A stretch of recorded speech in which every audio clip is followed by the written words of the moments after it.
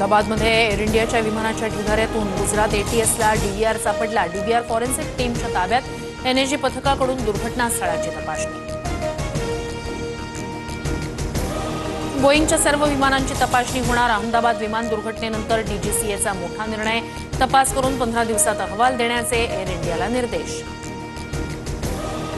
विमान अपघातात एकमेव प्रवासी रमेश विश्वास कुमार यांचे प्राण चमत्कारिकरित्या वाचले। अपघातग्रस्त हॉस्टेलमधील अकोल्याची ऐश्वर्याही थोडक्यात वाचली। 10 मिनिटांनी फ्लाईट चुकलेल्या भूमी चौहान यांनी मानले देवाचे आभार।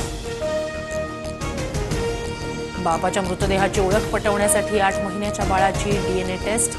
अहमदाबाद विमान दुर्घटनेत ब्रिटिश नागरिक अदनान मास्टर यांचा मृत्यू। स्थानिक स्वराज्य संस्था निवडणुकीत पवार भाजप सोडून इतर पक्षांशी युतीसाठी तयार। सूत्रांची माहिती।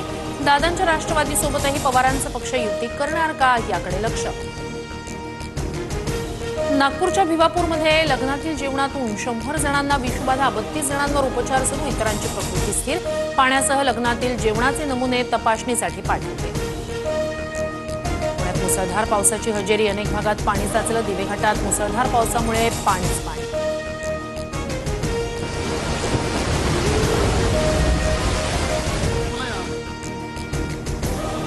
राज्यात मुसळधार ते अतिमुसळधार पावसाचा अंदाज। रत्नागिरीला रेड तर सातारा, रायगड, कोल्हापूर, सांगली, सिंधुदुर्गला ऑरेंज अलर्ट।